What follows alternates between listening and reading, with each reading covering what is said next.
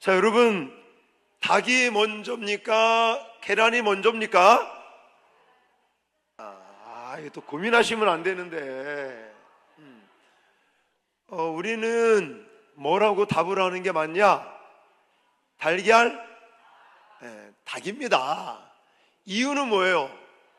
하나님이 계란을 만들지 않고 닭을 만들었기 때문에 그렇다. 근데 우리 학교에서는 학생들 뭐 배우죠? 이 진화론을 배웁니다. 진화론이라는 건 뭐냐면 수억만 년 전에 뭔가 이렇게 폭파가 있었대요. 폭발이 있어가지고 미세한 이 우주 안에 폭발이 있으면서 그 안에 뭐 예를 들어서 아주 아메바 같은 그런 아주 세미한 그런 물체들이, 생명체가 이렇게 이제 만들어지기 시작을 했다. 그게 진화해서 이렇게 점점 생명체가 변화됐다. 인간은 어떻게 됐다? 원숭이가 변해서 사람이 됐다. 네 발로 걸어 다니는 원숭이가 이제는 직립보행하는 인간이 되었다라고 하는 이런 진화론을 저도 배웠고 여러분들도 배웠고 학생들도 좀 배우고 있습니다. 저는 그러면 그 진화론에게 반문을 하고 싶어요. 제자학교 할 때 제가 항상 하는 얘기지만, 만약에 우리가 원숭이가 변해서 인간이 되었다라면 인간도 뭐 해야 된다? 변해야 된다. 원숭이가 네 발로 걸어서 불편해가지고 두 발로 걷는 직립보행하는 그런 존재가 되었다면 두 발로 걷는 인간들이 바라는 게 뭐예요? 날아다니길 원하잖아요. 그럼 인간에게 뭔가 날개가 생기든지 이 팔이 날개로 바뀌든지 이게 바뀌어야 되지 않겠습니까? 근데 아직까지는 그렇게 인간이 진화되고 있다라는 보고서는, 연구 결과는 하나도 없다는 거예요. 다만 좀 원숭이와 비슷하게 생긴 사람들이 있더라, 이런 건 있는 거지. 그래서 참고적으로 우리는 성경에서 말하는 창조의 섭리를 믿습니다.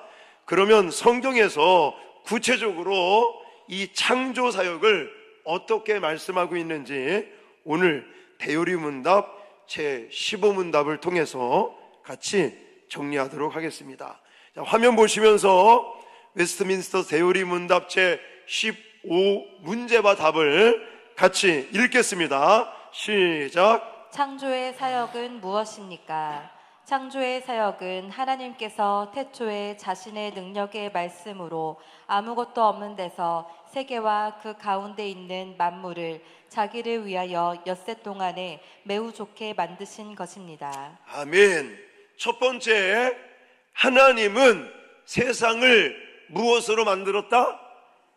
말씀으로 창조하셨다. 이걸 성경에서는 강조하고 있습니다. 창세기 1장에 보면 하나님이 이르시되 빛이 있으라, 빛이 만들어져요. 하나님이 이르시되 어둠이 있으라, 어둠이 만들어져요. 하나님이 태양을 만드시고 달을 만드시고 별을 만드시고 우리가 지금 이 누리고 있는 우주 만물의 모든 존재를 하나님께서 창조하셨는데 어떻게 창조하셨다고요? 말씀으로. 하나님이 이르시되라는 게 말씀하시되라는 거예요. 자, 사람은 예를 들어서 뭘 만들어요. 그러면 뭘 가지고 만들죠? 도구를 가지고, 예를 들어서 망치와 정을 가지고, 돌을 가지고 뭔가 깨서 이렇게 작품을 만들고 그런단 말이죠.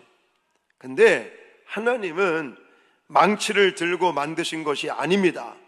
땀 흘려 고생해가면서 만드시는 것도 아닙니다. 오로지 말씀으로 하나님이 이르시되 있어라 그러면 생기는 거예요. 할렐루야. 이걸 하나님의 능력, 전지전능하신 하나님의 능력이요, 하나님의 절대 주권이다.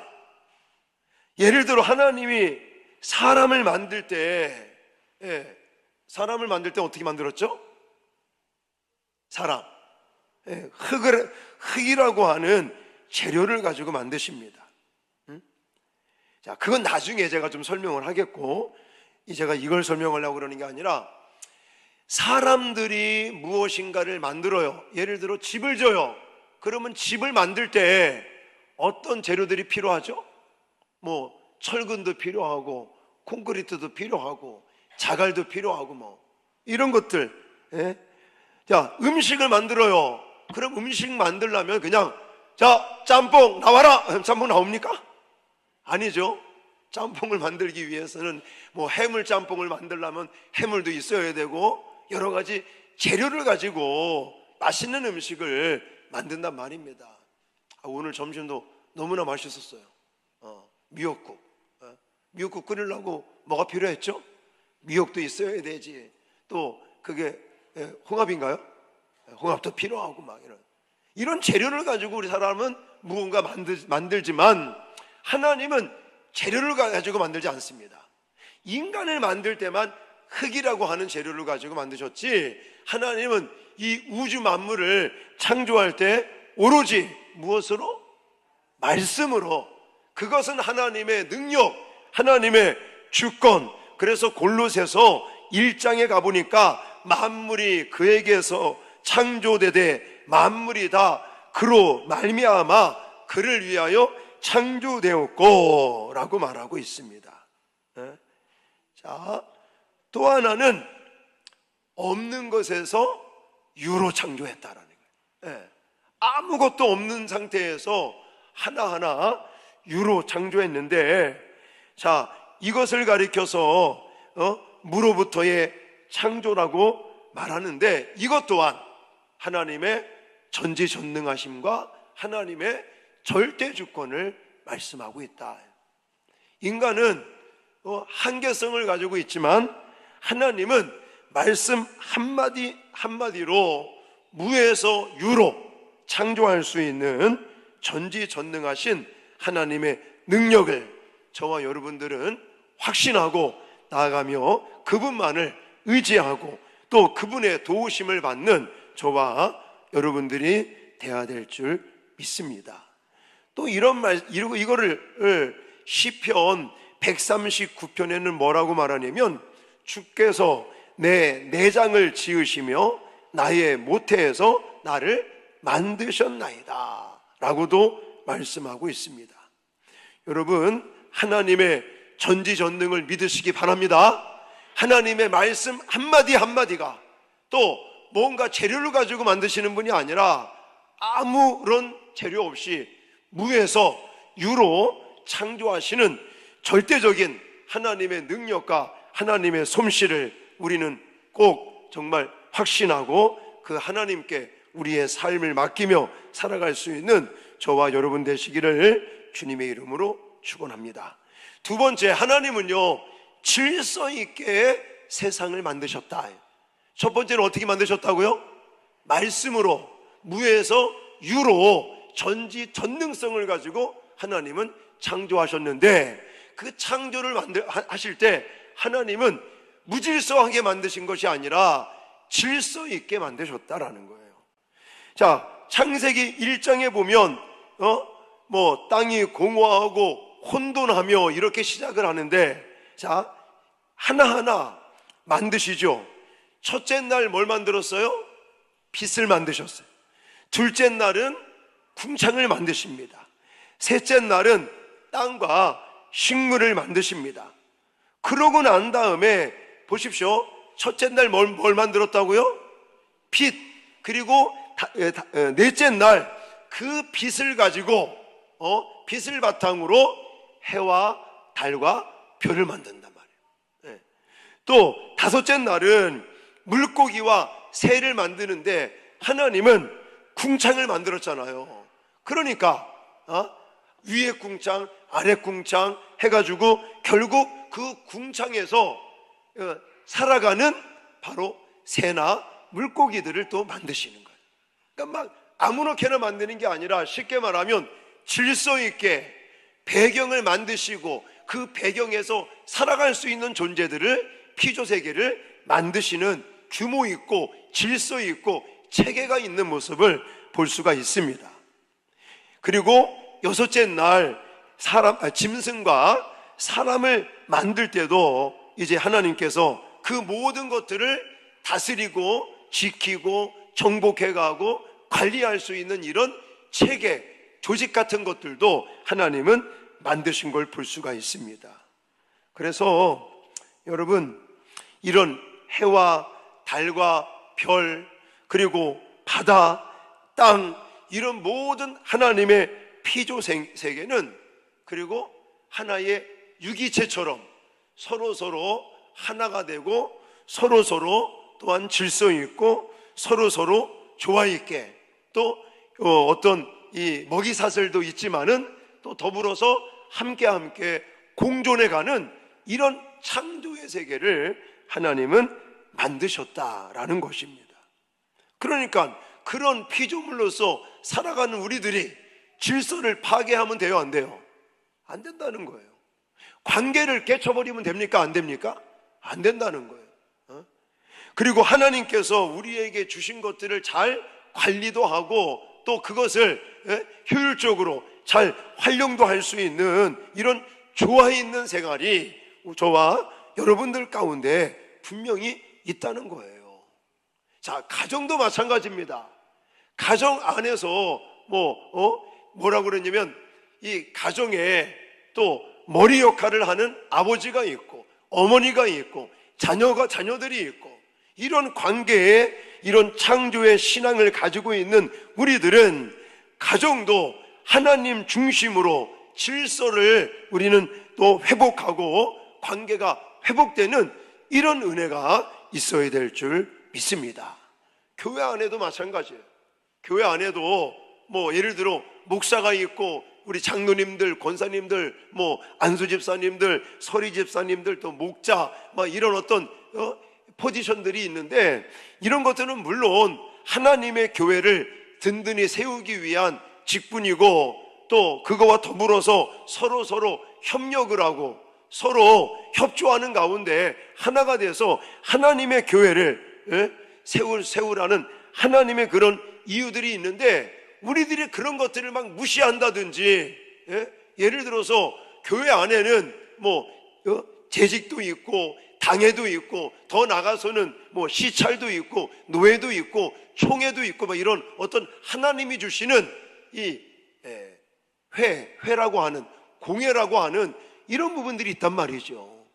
그런 것들을 우리가 내 마음에 안 든다고 막 무시한다든지 질서를 파괴한다든지 이런 것들 또한 죄가 된다라는 사실들을 꼭 기억하시기 바랍니다. 창조주를 떠나면 또한 질서가 무너진다는 사실도 잊지 마시고 우리는 하나님 안에서 질서와 또 체계를 잡아가고 또한 서로 협력하며 공존할 수 있는 피조세계가 될 수 있기를 주님의 이름으로 축원합니다. 마지막 세 번째, 하나님은 모든 것을 매우 좋게 만들었다라는 사실입니다. 자, 첫 번째는 어떻게 창조했다고요? 말씀으로 창조하는데 무에서 유로 창조하시는 하나님의 권능, 하나님의 절대적인 주권과 능력을 우리에게 보여주고 있다. 두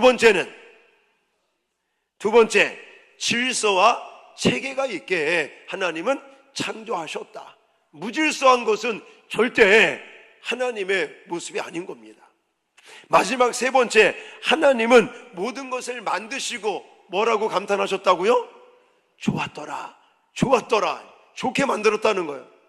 인간을 창조하시고는 심히 좋았더라. 이렇게 말씀하셔요.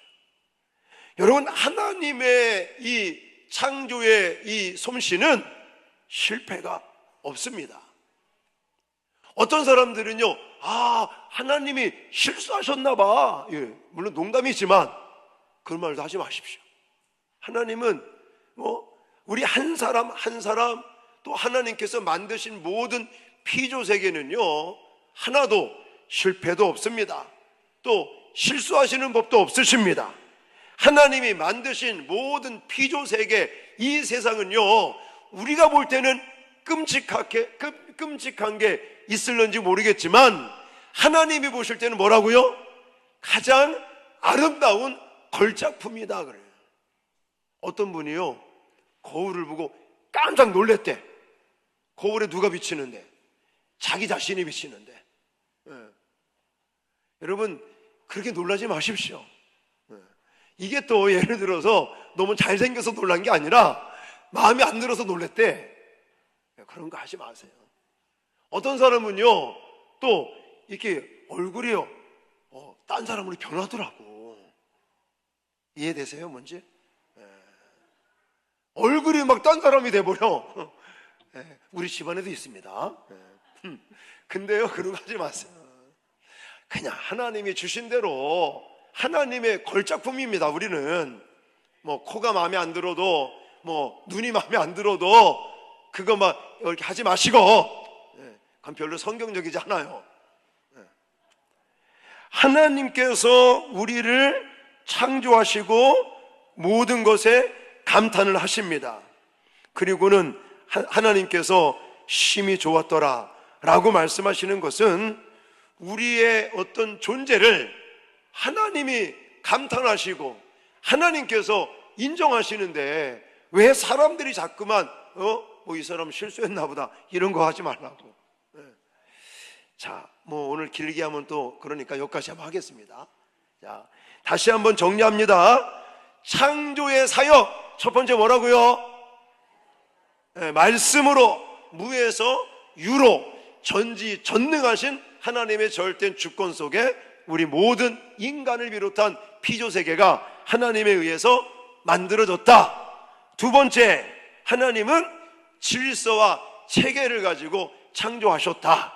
마지막 세 번째, 하나님의 걸작품들이다 이거예요. 저나 여러분들이나 또 우리 주변에 있는 모든 인물, 또 식물, 동물 할 거 없이 나에게 피해를 주는 그런 존재까지도 하나님의 걸작품으로 창조되었는데, 우리가 그런 것들을 무시한다든지 이런 일이 있어서는 아니 되겠다. 하나님은 실패하시는 분도 아니고, 하나님은 실수하시는 분도 아니고, 하나님은 완전한 창조의 세계를 만드셨다는 사실을 꼭 믿고, 그 하나님의 창조 세계 속에서 또 우리가 지음받은 사람들이니까 늘 기뻐하고 즐거워하고 또 감격하시는 저와 여러분 되시기를 주님의 이름으로 축원합니다. 네, 그리고 이건 높아심에 말씀드리는데, 특히 우리 부모된 세대는요, 자녀들도 내 마음에 안 드는 부분이 있더라도 제발 부정적인 이런 이야기들을 절대 하지 마시고, 우리 아이들 늘 하나님의 그런 형상으로 지음받고 또 하나님의 어떤 목적에 따라 하나님이 우리 다음 세대를 정말 쓰시기 위해서 계획을 가지고 창조하신 그들이 하나님의 그런 창조의 목적을 깨닫고 그것을 준비하고 마음껏 펼치며 살아갈 수 있도록 그렇게 옆에서 도와줄 수 있는 우리 기성세대가 되시기를 주님의 이름으로 축원합니다. 그리고 우리 다음 세대가 만약 할아버지가, 할머니가, 아니면 엄마 아빠가 나를 자꾸만 이렇게 좀 이렇게 낮춘다 그러면 하나님은 나를 걸작품으로 만들었다고 막 화끈하게 얘기를 해주세요. 아셨죠? 예?